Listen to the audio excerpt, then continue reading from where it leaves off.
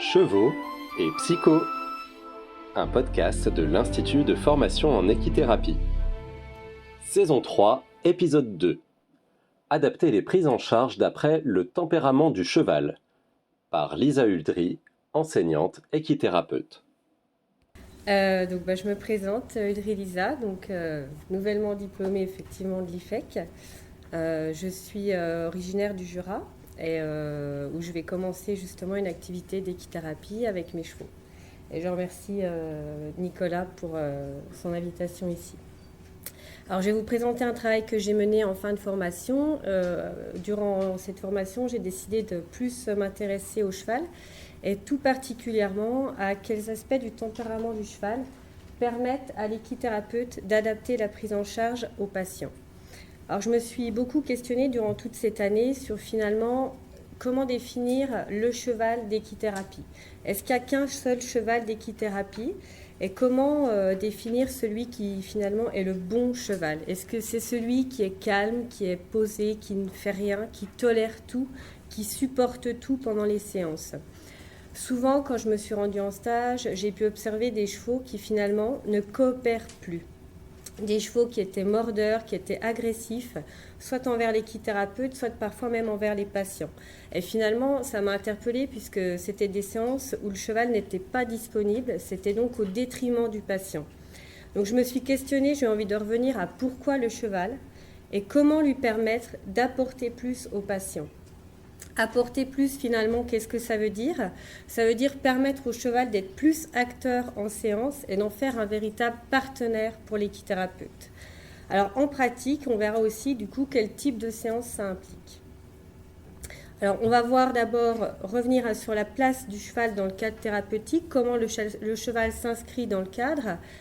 Quelles sont finalement ses qualités intrinsèques en éthologie qui permettent son utilisation en équithérapie, sur quoi on s'appuie, nous, pour pouvoir travailler avec lui. Et j'aborderai avec vous aussi la notion de tempérament. On verra qu'il y a plusieurs types de tempéraments. Et donc, connaissant cela, on essaiera de trouver le cheval face à la problématique du patient, essayer de réfléchir à une adéquation. Est-ce qu'il y a un type de cheval qui est prédestiné à l'équithérapie en fonction de son tempérament, ou au contraire, est-ce que chaque tempérament va nous permettre d'aller vers des objectifs différents ? Et puis la troisième partie sera plus pratique, avec justement comment rendre le cheval acteur en séance. Donc je ferai quelques propositions de séance, et puis également, de façon plus générale, je reviendrai avec vous sur les modalités d'accueil et de travail des équidés qu'on utilise en équithérapie. Alors tout d'abord, en éthologie, qui est, je le rappelle, la science qui étudie le comportement, on a pu étudier le comportement des chevaux et on sait aujourd'hui que c'est un animal social, c'est-à-dire que c'est un animal qui vit en groupe au sein duquel il y a une hiérarchie. On a aussi pu analyser son budget de temps, c'est-à-dire sa répartition de ses activités sur 24 heures. On sait par exemple qu'il va passer plus de 60% de son temps à s'alimenter. Le cheval au sein du groupe est un animal qui recherche le contact. C'est un animal social. Il va donc être capable de rentrer en communication avec ses congénères. Pour ça, il dispose d'un panel d'attitudes, de postures ou de mimiques qui vont lui permettre de se faire comprendre. Et lorsque l'homme est présent dans son environnement, il est également capable de comprendre le langage corporel de l'homme. Donc, il va pouvoir y avoir une interaction. Et c'est sur cette base-là qu'on va se baser pour pouvoir établir une connexion entre le cheval et le patient. De plus, le cheval est un animal sensible, c'est-à-dire qu'il va être capable de percevoir l'intensité et la volonté de la personne. Il va donc répondre de façon proportionnelle à son intention. Il est aussi le reflet de l'état émotionnel de la personne. Je pense par contre que vous avez tous pu observer dans votre cavalerie des chevaux plus ou moins sensibles, des chevaux qui vont très vite réagir avec une personne stressée, qui vont tout de suite ressentir aussi le stress, quand d'autres chevaux vont être beaucoup plus placides. Alors comment finalement expliquer cette différence entre les chevaux et comment essayer de la définir ? Alors je reviendrai rapidement sur quelques définitions. L'éthologie, c'est l'étude du comportement, sachant que le comportement se définit comme les réactions d'un organisme en réponse aux stimulations du milieu intérieur ou extérieur. Le tempérament, en éthologie, on va le définir comme étant l'ensemble des caractéristiques comportementales, appelées traits, qui sont stables dans le temps, c'est-à-dire qu'on va les retrouver tout au long de la vie de l'individu, et entre situations proches. Donc le tempérament est un marqueur de l'identité du cheval. On peut parfois trouver le terme de personnalité, qui se définit comme l'ensemble des comportements, des aptitudes ou motivations dont l'unité et la permanence, donc on retrouve cette notion de permanence, constituent l'individualité et la singularité de chacun. Alors j'ai eu envie de m'intéresser un petit peu à ces sujets, tout d'abord en abordant une notion, donc Pat Parelli donc, a abordé la notion de personnalité en la transposant aux chevaux. Donc il a donc créé la notion de horsenality. Donc je me suis d'abord intéressée à ça. Alors les horsenality, elles sont basées sur deux principes. Tout d'abord, le cerveau dominant chez le cheval. Par analogie avec celui des hommes, on a des cerveaux droits dominants qui vont être plus dans l'émotivité, dans l'émotion, par rapport à des cerveaux gauches dominants qui vont être plus dans le raisonnement, qui vont être plus curieux et une petite tendance à dominer. Par ailleurs, on a aussi deux sous-autres catégories, les chevaux extravertis, qui vont être des chevaux très dynamiques, qui bougent beaucoup, qui ont de l'allant, qui prennent de la place, qui sont vraiment présents, par rapport à des chevaux introvertis qui sont beaucoup plus discrets, qui s'économisent vraiment sur le plan moteur et qui bougent très peu. Donc, j'espère que vous voyez bien, c'est basé sur l'observation de petits traits de caractère, donc qu'on voit tout au long du cercle. Et donc, en observant son cheval, on va pouvoir cocher si on observe des attitudes. Donc, par exemple, si le cheval a souvent la tête haute, comme vous pouvez le voir ici, eh bien, je vais aller cocher sur ce trait de caractère. Si j'observe ce trait de caractère de façon faible, je vais mettre au centre du cercle. Si je l'observe de façon très forte et très souvent, si c'est vraiment au quotidien, je vais le mettre à la périphérie du cercle. Donc, une fois que j'aurai comme ça positionné mes points, le cadran où j'aurai le plus de points, et d'autant plus si les points sont à l'extrémité, ça va me définir un peu vers quel type de cheval je vais. Donc ça permet de définir 4 grands types de chevaux. Donc le cheval cerveau droit extraverti, c'est un cheval très très speed, qui surréagit à son environnement.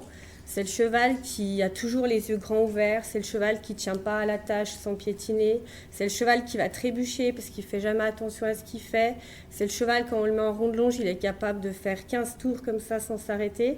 C'est vraiment un cheval, on va dire, hyper actif. En dessous, vous avez le cerveau droit introverti. Alors lui, c'est également un cheval émotif, mais par contre beaucoup plus réservé physiquement. Donc c'est un cheval qui va être inquiet, qui va avoir besoin d'être rassuré par l'homme. Donc c'est un cheval qui, lui, au lieu de bouger, par contre, se crispe, se renferme un petit peu s'il est stressé. Et c'est un cheval qui est vraiment sensible. De l'autre côté, pour les cerveaux gauches, donc vous avez le cerveau gauche introverti, qui est le cheval très calme, vous en avez sûrement en tête. Le cheval qui est capable, lui, au contraire, de rester 1 heure dans la carrière au milieu sans bouger, qui a souvent la babine inférieure relâchée, qui est très calme, très doux, qui est plutôt placide, qui ne s'affole pas et qui est particulièrement attiré par la nourriture, encore plus que tous les autres chevaux. Et enfin, pour finir, le cerveau gauche extraverti, donc lui c'est le cheval très joueur, qui est plus dynamique justement que l'introverti, qui va venir vous chercher, qui va vraiment chercher le contact.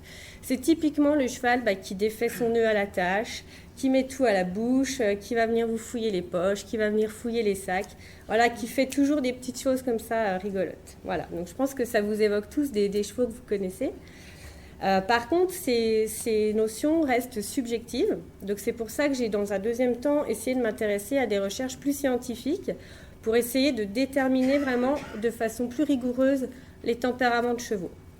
Donc pour ce faire, je me suis intéressée aux travaux de Léa Lansade, qui travaille en partenariat avec l'Institut français du cheval et de l'équitation, et qui donc a mis en place des tests scientifiques afin de mesurer les tempéraments. Ces tempéraments sont mesurés ici selon 5 dimensions. Donc la sensibilité, c'est-à-dire la réponse aux stimulations sensorielles. L'émotivité, c'est-à-dire les réactions face à des événements nouveaux ou soudains. La grégarité, c'est-à-dire la réaction par rapport à l'isolement avec le groupe. Ensuite, la réaction face aux hommes, c'est-à-dire la propension qu'a le cheval à venir au contact et le temps qu'il met à venir au contact de l'homme. Vous avez en tête des chevaux qui viennent tout de suite vous voir au pré, quand d'autres restent bien tranquilles dans leur coin. Enfin, l'activité locomotrice, justement, on revient à l'aspect moteur, avec des chevaux qui ont plutôt spontanément une allure très faible et d'autres qui ont spontanément beaucoup d'énergie. Donc, je vous avais ici, par exemple, le test pour la sensibilité tactile. Donc, on appose des filaments au niveau du garrot du cheval et on note lorsque la peau du cheval frémit, donc lorsque le cheval réagit. Donc, des chevaux très fins vont réagir pour des filaments très fins aussi, justement. Quand d'autres chevaux, beaucoup moins sensibles, on appose petit à petit des filaments de plus en plus épais. Donc, les chevaux les moins sensibles vont réagir tout à la fin des tests. Donc tout ça, ça a l'avantage de nous permettre d'obtenir des résultats chiffrés, non subjectifs. En plus, donc, ils sont mis sous forme de diagrammes qui permettent d'obtenir des profils de tempérament. Donc ici, je vous ai présenté le profil d'un cheval. Donc on retrouve les 5 domaines: activité locomotrice, émotivité, réactivité à l'isolement, sensibilité. Donc on voit ici par exemple que ce cheval a des notes relativement basses. Donc finalement, il pourrait se rapprocher d'un cheval de type 1 très calme. C'est un cheval qui a très peu de sensibilité, très peu d'émotivité. Donc l'avantage de ces diagrammes, c'est qu'ils permettent d'avoir tout de suite de visu les qualités du cheval et ils permettent aussi de façon aisée la comparaison entre plusieurs chevaux. Ça peut constituer un outil pour n'importe quel acquéreur d'un cheval qui aurait envie de savoir un petit peu qu'est-ce qu'il peut attendre justement de son cheval. Et notamment en équithérapie, en utilisant ces diagrammes, on va pouvoir prévoir les avantages du cheval. Alors par exemple, en séance, bien sûr, un cheval très sensible au niveau tactile, c'est un cheval qui ne va pas apprécier les séances de pansage trop longues ou à répétition, parce que ça va finir par l'agacer. Et donc, il ne va pas permettre à la personne de prendre le temps pour le pansage. Ici, il faudra plutôt privilégier un cheval avec moins de sensibilité et un cheval plus calme. Un cheval très grégaire, on sait qu'il va être stressé si on l'isole du groupe. Donc s'il est stressé, il n'est pas disponible pour le patient. Donc ce type de cheval-là, on va plutôt privilégier des séances en groupe, par exemple des séances d'observation en paddock, où justement le patient pourra analyser la place qu'occupe le cheval au sein du groupe et son attachement avec ses congénères. Un cheval très réactif face aux hommes, on sait d'emblée que c'est un cheval qui va faciliter le contact, donc qui va vraiment permettre d'aller à la rencontre du patient. Enfin, un cheval actif, on sait qu'il va naturellement engendrer beaucoup de mouvements en séance, donc il serait à réserver à des patients qui déjà sont en mesure physiquement de suivre ces mouvements et puis qui sont aussi désireux de le faire. Donc tout ça, ça donne des pistes pour savoir quel cheval utiliser. Ayant tout ça en tête, j'ai mené un questionnaire auprès d'équithérapeutes qui sont en exercice et j'ai voulu savoir si parmi tous ces chevaux, ils avaient un type préféré qu'ils utilisaient en équithérapie ou si au contraire, leur choix était plutôt indifférent. Donc j'ai réalisé un questionnaire et voici les résultats donc, sous forme de diagramme. Donc on retrouve les 4 grands types que j'ai définis. Donc le type 1 qui serait le cheval très calme, vraiment placide. Le type 2 plutôt inquiet, assez sensible. Type 3 hyperactif et type 4 donc très joueur, très, très rigolo. Donc on remarque que tous les types de chevaux peuvent être utilisés en équithérapie. On note quand même que le cheval de type 3 est le cheval vraiment le moins utilisé puisque bien sûr, vous vous en doutez, il représente un potentiel danger pour le patient, il est quand même difficilement gérable. On remarque que dans tous les cas, les équithérapeutes travaillent ou ont connaissance avec un cheval de type 4 et qui est le cheval préféré souvent lorsqu'il y a un type préféré. Donc pour chaque cheval, l'équithérapeute a conscience de ce qu'il va apporter. Donc j'ai résumé les qualités de chaque cheval par rapport à la problématique du patient, puisqu'en fait l'équithérapeute, grâce à la finesse de son analyse dans le tempérament du cheval, va pouvoir le proposer au patient dans l'objectif d'aller au plus près de sa problématique. C'est ce que résume ici ce tableau. Donc le cheval très calme, il est de nature sécurisant. Il va vraiment laisser la personne faire avec son propre tempo. Donc il va permettre la rencontre, il va aussi développer la confiance en soi et favoriser le lâcher-prise. C'est un cheval qui permet de se laisser aller. On va pouvoir par exemple l'utiliser lors des séances de relaxation ou de sophrologie. c'est un cheval qui est parfois utilisé en début de prise en charge puisqu'il va permettre de mettre la personne en confiance. Le cheval de type 2, spontanément inquiet, est un cheval très réactif. Donc il est vraiment miroir de ce qui se passe pour le patient. Sa sensibilité fait qu'il a vraiment une finesse tout de suite. Donc il va permettre à la personne de tout de suite prendre conscience de son attitude et donc de mieux l'adapter si elle veut parvenir à garder ce lien avec le cheval. Donc il va aussi amener ces personnes à mieux gérer leurs émotions et à améliorer leur connaissance d'elles-mêmes. Donc on voit que c'est un cheval tout à fait intéressant. Le cheval de type 3, hyperactif, donc il peut être utilisé parfois pour des personnes qui ne se rendraient pas compte du risque potentiel du cheval. On peut imaginer une séance en observation pour faire émerger la notion de risque. Cheval type 4, donc très joueur, il va vraiment aller chercher la personne, il va créer le lien pour des fois des personnes qui sont un peu sur la réserve, vraiment développer les échanges. C'est un cheval qui va par contre demander à s'affirmer parce que c'est un cheval qui a tendance à s'imposer et à rentrer un peu comme ça dans la bulle. Donc l'équithérapeute, il est conscient de ça, justement, c'est finalement choisir son cheval en conscience, en connaissant ses capacités, en connaissant en fait son potentiel vis-à-vis du patient. Donc en équithérapie, on retrouve toujours ce schéma. Ici, le cheval va vraiment justement proposer et réagir en fonction de son tempérament. Le patient, finalement, il agit, il se confronte aussi à la réponse du cheval. Et l'équithérapeute est là pour observer et amener à la conscience du patient. Alors bien sûr, même si on propose parfois la même activité, finalement, il ne faut pas perdre à l'esprit que chaque séance va être différente, étant donné que justement, chaque cheval est unique.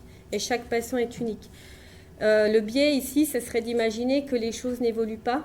Je pense qu'il ne faut pas oublier non plus la potentielle adaptation du cheval à l'individu et de l'individu au cheval. À l'équithérapeute aussi de mettre en relation ces deux entités en conscience des capacités de chacun, mais aussi de leurs limites. Les limites de l'équithérapeute, celles du patient, à la fois cognitives et motrices, et celles du cheval. Alors justement, par rapport aux limites du cheval, bien sûr, il a ses atouts, mais il a aussi, on va dire, j'ai appelé ça défaut, on va plutôt dire son petit point faible. Le cheval de type 1, c'est un cheval, je vous l'ai dit, qui est capable d'être vraiment statique. Donc si une personne est très elle-même renfermée, les deux ne vont pas pouvoir se rencontrer, puisque c'est vraiment deux blocs qui ne vont pas réussir à se mélanger. Donc ça serait enfermer la personne dans la problématique si on se faisait ce type de rencontre.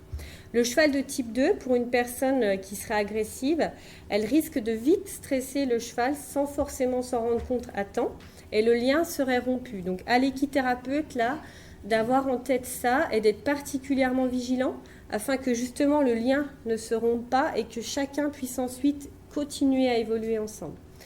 Le cheval de type 3, hyperactif, donc à réserver à des personnes, pour moi, qui ont déjà un vécu avec les chevaux et qui sont capables d'adapter leur comportement. On peut penser ce cheval-là, par exemple, l'utiliser pour des anciens cavaliers ou même pour des cavaliers pratiquants encore actuellement, qui souhaiteraient réfléchir à leur façon de communiquer avec les chevaux et pour lesquels finalement ça serait un challenge d'arriver à communiquer autrement avec ce cheval et à l'apaiser. Donc le cheval dominant, enfin, donc pour les personnes faibles, que ce soit physiquement ou mentalement, c'est un cheval qui va vraiment s'imposer, donc qui peut créer une insécurité physique ou émotionnelle chez le patient. Donc certains équithérapeutes proposent quand même ce genre de cheval, mais de petite taille, afin déjà de limiter l'aspect trop imposant. Donc maintenant, on va passer à la dernière partie donc pour aborder les choses un peu plus en pratique, maintenant qu'on sait ça. Donc par rapport au cheval, acteur en séance. Alors d'abord, et je pense que vous en conviendrez tous, il me semble que travailler avec un cheval, ça impose de le respecter, et donc de respecter, on l'a vu, ses besoins naturels. Donc pour moi, ça implique de travailler avec des chevaux dont les besoins nécessaires sont respectés, donc une vie au pré et en troupeau. Le cheval, il s'engage aussi avec nous en séance, donc il me semble important de lui ménager des périodes de repos et de varier aussi son travail en dehors des séances, c'est-à-dire continuer à le travailler, continuer à le monter, sortir en extérieur, sortir en concours si on veut, voilà. Pour qu'il y ait de la variabilité, pour avoir des chevaux disponibles et frais. De même, cette variabilité, on va essayer de la conserver en séance, ne pas toujours répéter les mêmes séances qui enferment le cheval. Si on enferme le cheval, on enferme le patient aussi et on s'enferme aussi. Donc c'est pour ça, essayer de varier aussi. On peut imaginer des séances de soins, des séances plus de jeu, du travail monté, ça peut être de la voltige. Des pistes qui me semblent intéressantes justement pour laisser le cheval libre d'agir, c'est le travail en liberté. On peut s'inspirer du modèle Igala, donc qui laisse le cheval dans un espace clos sécurisé avec le patient, et où finalement le cheval, comme il est libre, justement, il interagit et il agit selon sa nature avec le patient. Et je pense que là, souvent, il y a beaucoup de choses qui se passent parce que justement, il n'y a pas ce carcan d'objectifs et ça permet une rencontre et ça permet l'émergence de situations thérapeutiques. Enfin, une dernière piste que je voulais soulever avec vous, qui me paraît aussi intéressante, c'est de faire participer le patient à l'éducation du cheval. Alors justement, par exemple, on peut imaginer, je vais vous donner 2 exemples. Par exemple, pour un cheval de type 2, donc qui est inquiet, si on a un patient qui a un problème au niveau de la communication, qui va être très vite agressif, on peut proposer donc la rencontre entre ce patient et ce cheval, après quelques séances pour que chacun trouve ses marques. Et la séance, par exemple, ce sera une séance où la personne devra faire aller le cheval vers un nouvel objet. Donc on sait que ce type de cheval, il est forcément stressé par un nouvel objet, c'est dans sa nature. Donc le but de la séance, ça va être que la personne arrive à amener le cheval vers l'objet. Donc pour ce faire, il devra forcément adapter son mode de communication, avoir une communication non violente, respecter le timing du cheval et puis trouver des solutions pour que le cheval arrive à s'approcher de l'objet. Donc finalement, en éduquant le cheval, ici en le désensibilisant à un objet, on aborde différemment la problématique du patient et on le rend acteur dans sa prise en charge. Un autre jeu, par exemple, on peut se baser sur les 7 jeux aussi de Pat Parelli que vous pouvez trouver facilement. Donc par exemple, il y a un jeu qui s'appelle le yo-yo. C'est-à-dire que je dois faire avancer et reculer mon cheval. Donc par exemple, on peut prendre ici un cheval de type 4 qui va être assez dominant, qui va toujours vouloir venir dessus, avec une personne dont la problématique est un manque d'affirmation. Et le but, ça sera qu'elle parvienne petit à petit, on ne va pas comme ça, en claquant des doigts, tout faire d'un coup, mais qu'elle parvienne à s'affirmer et à réussir ce jeu avec le cheval. Donc en même temps, on crée des petits exercices qui vont aider la personne et en même temps, en plus, le cheval finalement devient plus à sa place. Donc ça me semble des pistes tout à fait intéressantes. Donc ensuite, ces jeux, ils sont adaptés, alors je m'excuse, vous ne devez pas tout voir, et ces jeux, ils sont adaptés aussi à la nature du cheval. Un cheval de type 1, très calme, il va aimer être récompensé par justement des pauses et beaucoup de nourriture. Ça va vraiment être sa motivation. Un cheval de type extraverti très, très speed, lui, il va aimer au contraire bouger. Donc, on ne va pas aborder avec chaque cheval les exercices de la même façon. Donc, à nous aussi d'avoir en tête les capacités de chacun et les limites de chacun. Donc, à l'équithérapeute aussi d'être garant dans ce qu'il propose. En connaissant mieux ses chevaux, il assure une prise en charge sécure et cohérente à son patient. Et ça me semble très important, d'à la fois garantir la sécurité physique et émotionnelle de ses patients, mais aussi l'intégrité physique et mentale de sa cavalerie, si on veut en faire des véritables partenaires. Donc je remercie encore toutes les personnes qui avaient bien voulu répondre à mes questions. Et si vous le permettez, j'aimerais terminer cet exposé par la lecture d'un texte que je trouve particulièrement juste. Texte de Jérôme Garcin. Depuis la nuit des temps, pour le meilleur et pour le pire, le cheval a été l'indéfectible allié de l'homme. Maintenant qu'il n'est plus utile, il est nécessaire. À nous qui n'avons que 2 jambes, il en donne 4, si gracieuses et musclées à la fois. À nous qui avons perdu nos illusions, il propose l'idéal politique de la force sans violence et de la justice immanente. À nous qui sommes prisonniers de nos vies modernes, il promet la liberté. À nous qui vieillissons trop vite, il restitue le paradis perdu de l'enfance. À nous qui trébuchons chaque jour, il offre, entre terre et ciel, le suprême équilibre. Il est bon avec les faibles et ne passe rien aux fanfarons. Il n'oublie rien de ce qu'on lui a confié. Il nous comprend, il nous grandit, il nous augmente. Et on ne sait même pas comment le remercier de tout ce qu'on lui doit.